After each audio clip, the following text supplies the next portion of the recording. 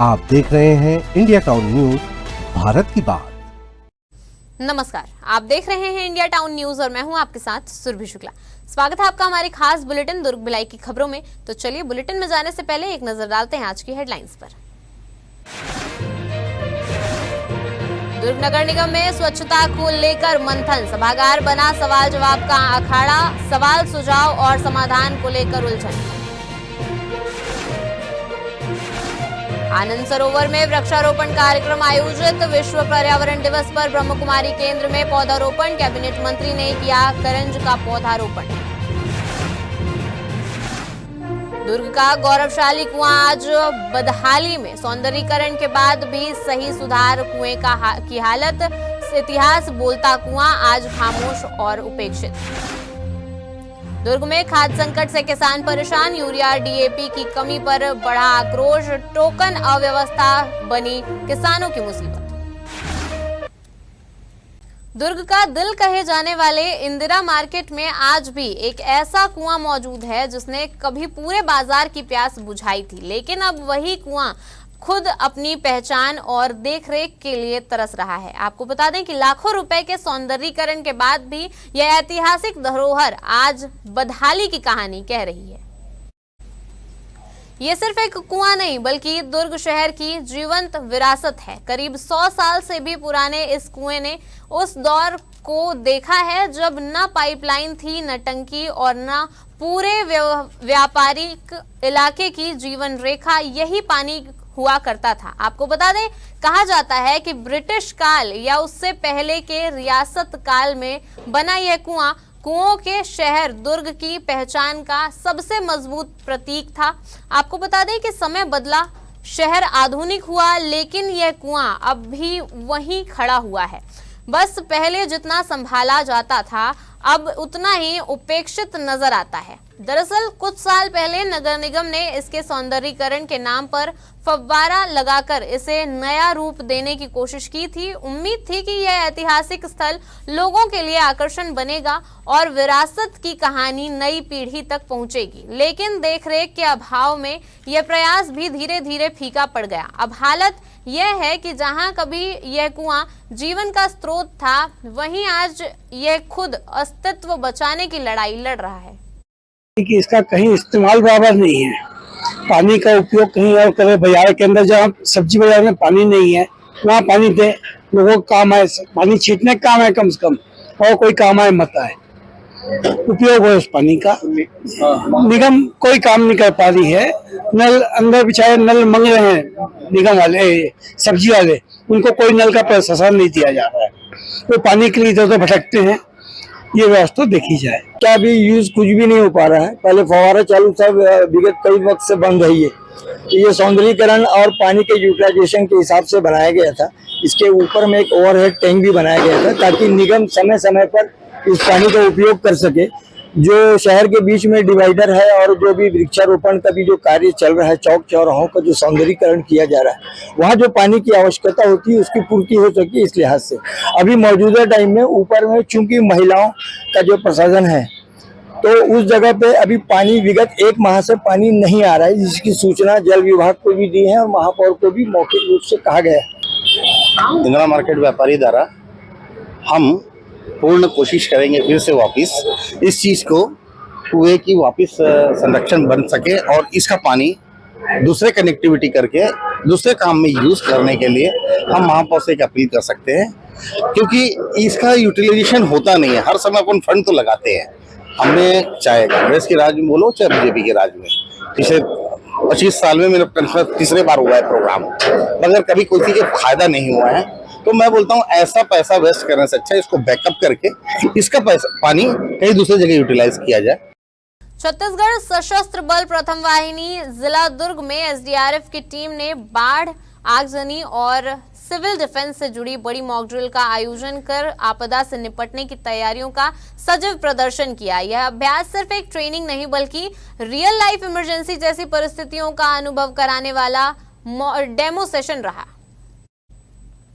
कार्यक्रम में डीआईजी राजेश कुकरेजा की मौजूदगी में पूरे ऑपरेशन का निरीक्षण किया गया। साथ ही जिला सेनानी दुर्ग नागेंद्र सिंह और एसडीआरएफ के जवानों ने अलग अलग आपदा परिस्थितियों में रेस्क्यू तकनीकों का व्यवहारिक प्रदर्शन किया। मॉक ड्रिल के दौरान सबसे आकर्षक दृश्य वह रहा जब बाढ़ में फंसे ग्रामीणों को सुरक्षित निकालने की प्रक्रिया दिखाई गई। आपको बता दें, इसके साथ ही नदी में डूबे व्यक्ति की खोज, शव रिकवरी ऑपरेशन और मोटर बोट पलटने जैसी आपात स्थिति में टीम की तत्काल प्रक्रिया ने सभी को प्रभावित किया। इसी दौरान सीपीआर देकर डूबे हुए व्यक्ति को प्राथमिक चिकित्सा देने का अभ्यास भी कराया गया, जिसमें बताया गया है कि कुछ सेकंड की सही कार्रवाई किसी की जान बचा सकती है। करीब 150 से 200 जवानों को इस प्रशिक्षण में आपदा प्रबंधन की बारीकियां सिखाई गई।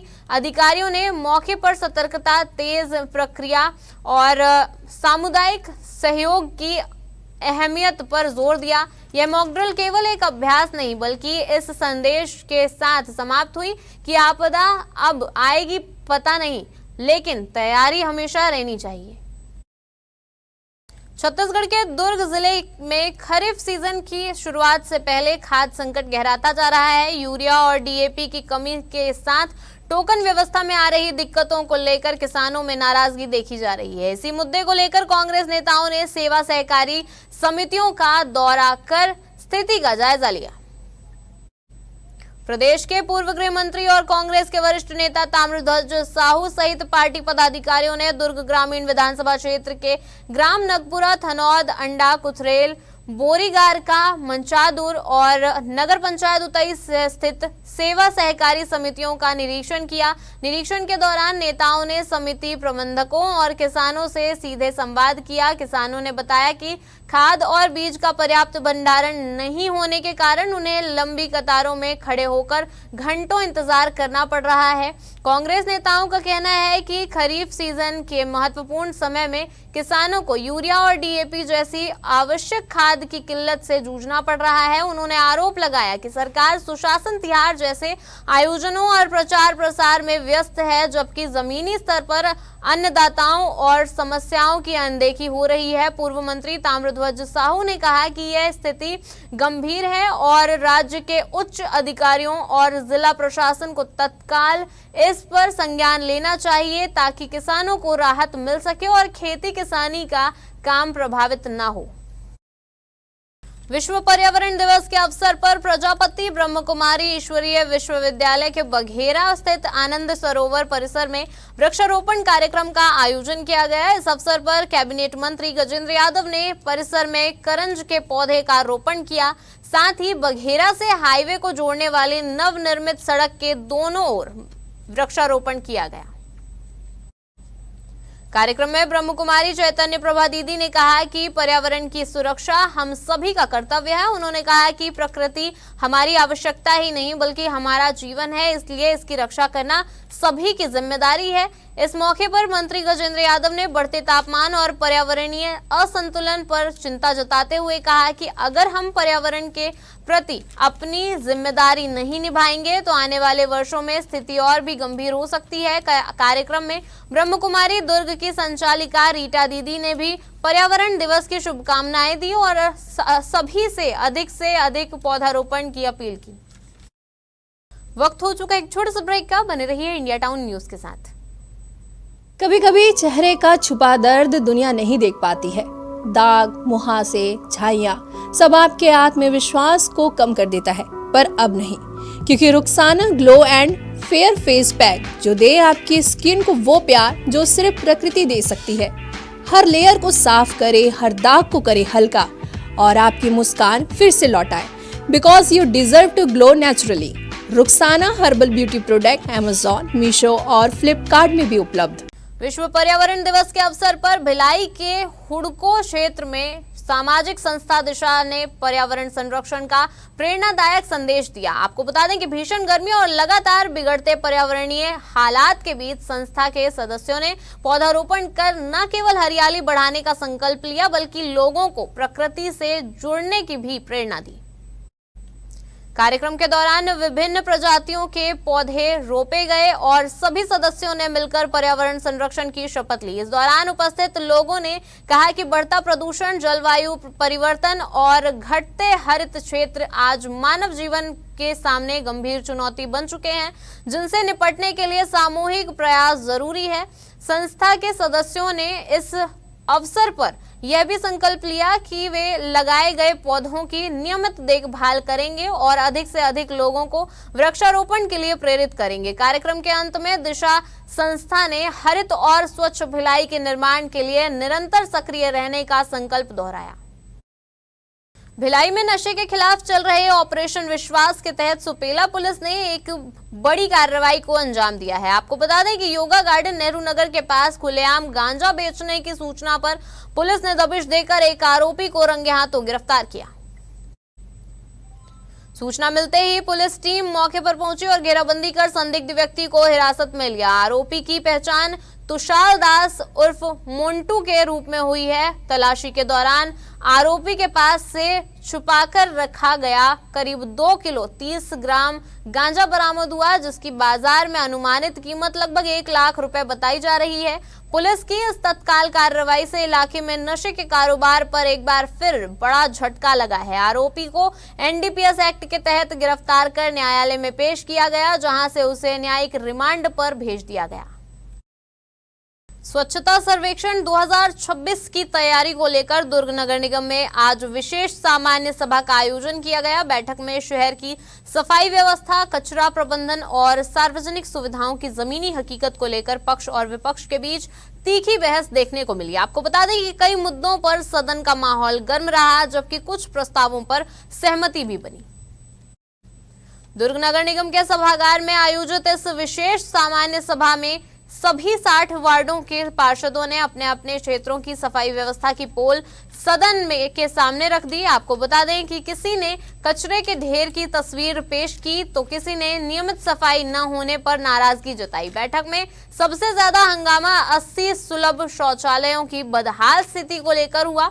कई पार्षदों ने साफ शब्दों में ठेके की समीक्षा और निरस्तीकरण तक की मांग उठा दी। आपको बता दें, वहीं कचरा निपटान व्यवस्था को मजबूत करने के लिए SLRM सेंटरों को और प्रभावी तरीके से चलाने का प्रस्ताव भी रखा गया।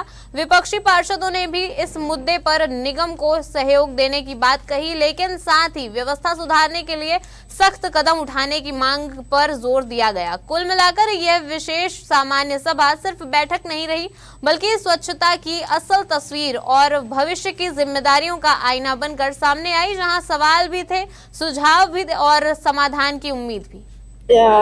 विशेष सामान्य सभा था और ये था ठोस अपशिष्ट पर था, जिसको सिर्फ जनप्रतिनिधि नहीं, शहर की जनता की भी जिम्मेदारी है और वार्ड के पार्षद की भी जिम्मेदारी है कि अपने वार्ड को कैसे हम स्वच्छ और सुंदर बनाएं। आज जिस तरह से लगभग सभी पार्षदों ने अपनी अपनी समस्याएं बताई, ऐसी इस स्थिति में क्या आपका जो लक्ष्य है, जो रेटिंग बेहतर करने का, क्या वो पूरा हो जाएगा? बिल्कुल पूरा होगा। समस्याओं के साथ समाधान भी होता है और समाधान होगा। देखिए, दुर्ग की तासीर है कि जो मुद्दा आता है सामने में उस पर काम किया जाता है। भले कभी कभी ऐसा होता है कि वो मुद्दा कई बार 2, 4, 5, 10 दिन, महीने भर में वो स्लिप हो जाता है। कई बार पैसों का अभाव होता है। आज जो 4 स्ट्रीम का जो वो लाया गया है केंद्र सरकार का, ये जो मुहिम है, इसमें पूरे दुर्ग शहर को पूरी तरीके से अपनी तन्मयता से सहयोग देना चाहिए और करना चाहिए। और नगर निगम को भी जो डस्टबिन जो 4 नोट देना है, 4 नग देना है, वो देने के लिए नगर निगम से भी मैं आग्रह करूंगा कि वो जल्दी से जल्दी तमाम पूरे शहर को बांटें। भिलाई नगर निगम आयुक्त राजीव कुमार पांडे ने गुरुवार को जोन 4 खुर्सीपार क्षेत्र का औचक निरीक्षण कर विकास कार्यों की जमीनी हकीकत परखी। इस दौरान प्रस्तावित सड़क निर्माण, नालियों की सफाई और अवैध अतिक्रमण को लेकर उन्होंने कड़ा रुख अपनाया। निरीक्षण के दौरान आयुक्त सम्राट अशोक चौक से खुर्सीपार बस्ती होते हुए गुरुद्वारा मार्ग और थाना के पीछे वाले वार्ड तक पहुंचे। उन्होंने प्रस्तावित सड़क निर्माण स्थल का बारीकी से निरीक्षण करते हुए संबंधित विभाग को सभी तकनीकी और प्रशासनिक औपचारिकताएं तुरंत पूरी करने और निर्माण कार्य जल्द शुरू करने के निर्देश दिए। निरीक्षण के दौरान यह भी सामने आया कि कुछ स्थानों पर लोगों ने सड़क की जमीन पर अवैध बाउंड्री वॉल बनाकर अतिक्रमण कर लिया है, जिससे रास्ता संकरा हो गया है और आवागमन बाधित हो रही है। आपको बता दें कि इस पर आयुक्त ने सख्ती दिखाते हुए ऐसे निर्माणों पर नोटिस जारी कर नियमानुसार कार्रवाई के निर्देश दिए। कुल मिलाकर खुर्सीपार क्षेत्र में अब विकास कार्यों के साथ साथ अतिक्रमण पर भी प्रशासन का शिकंजा कसता नजर आ रहा है। हमारे खास बुलेटिन दुर्ग भिलाई की खबरों में फिलहाल इतना ही। अब मुझे दीजिए इजाजत और आप देखते रहिए इंडिया टाउन न्यूज, भारत की बात। नमस्कार। आप देख रहे हैं इंडिया टाउन न्यूज, भारत की बात।